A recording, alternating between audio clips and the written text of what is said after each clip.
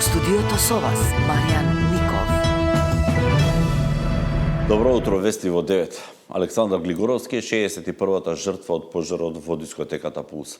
29-годишниот Александар почина во болница во Литванија, откако ден по несреќата во Кочани беше упатен на лекување во странство и беше еден од 4 најкритични пациенти. Во критична состојба се уште 20 пациенти кои се лекуваат во странство. Неговата состојба беше тешка од почеток, меѓутоа од 4 април веќе се влошува уште повеќе. Од вчера пациентот беше ставен во хемодиализа и за жал денеска во 11 часот почина и ово не е вториот пациент кој што почина од 193 што ги третиравме во државата и надвор од државата. Ја би сакал да изразам сочувство до семејството на Александар Гавриловски. Ни остануваат уште 20 критични пациенти.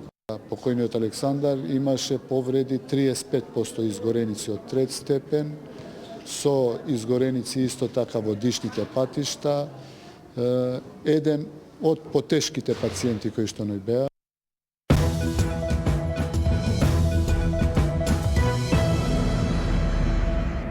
Нема да има реконструкција на владата пред локалните избори деци ден е премиерот.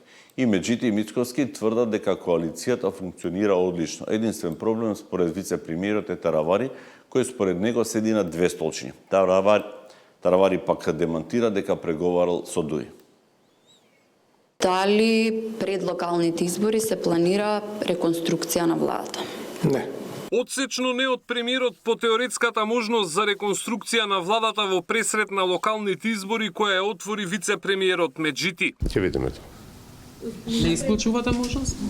Мислам, теоретски да, ќе видиме, мислам. И Меджити и Мицкоски тврдат дека коалицијата функционира одлично, а вице-премиерот вели дека добра атмосфера има и во Вреди, каде се готви заеднички настап на изборите како една партија.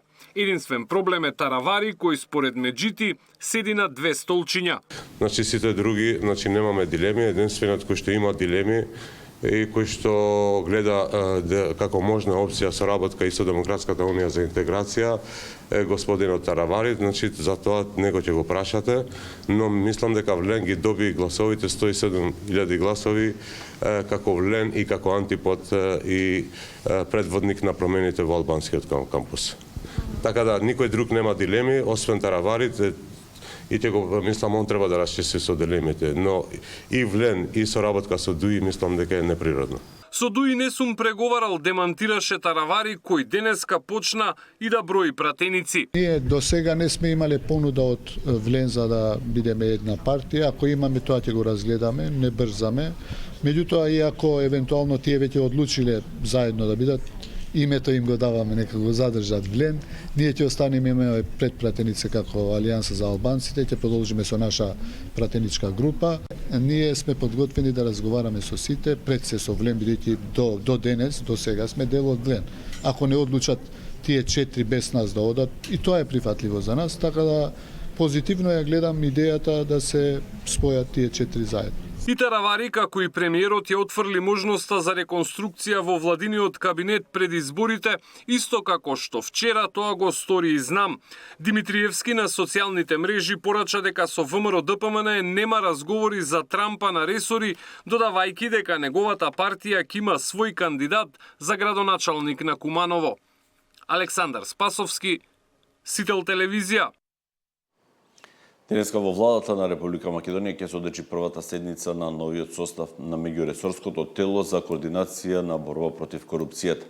На настанот поздравни обраќање ќе имаат премиерот Христијан Мицкоски и вице-премиерот заложен за политики на добро владење Арвен Фетај, кој воедно и ќе раководи со меѓуресорското тело.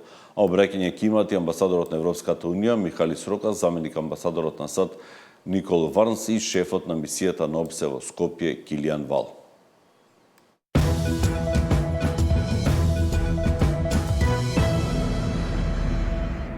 Премиерот Мицкоски очекува наскоро да се ревидира одлуката на САД за зголемување на царините кон земја.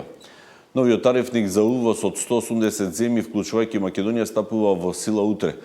Трамп пак за Македонија одреди царина од 33% со тврдење дека Македонија има царина од 65% за увоз од САД.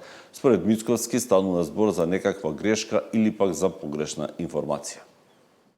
Очекувам многу скоро да се коригира ова кое што очигледно е резултат на некаква грешка или погрешна информација.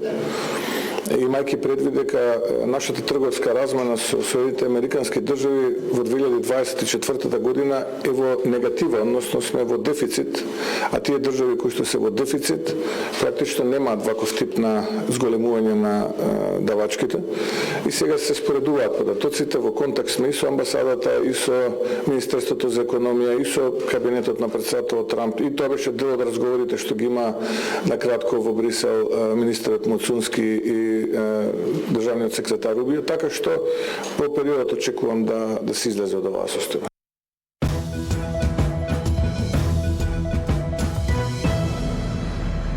Следуваат вестите од регионот и од светот.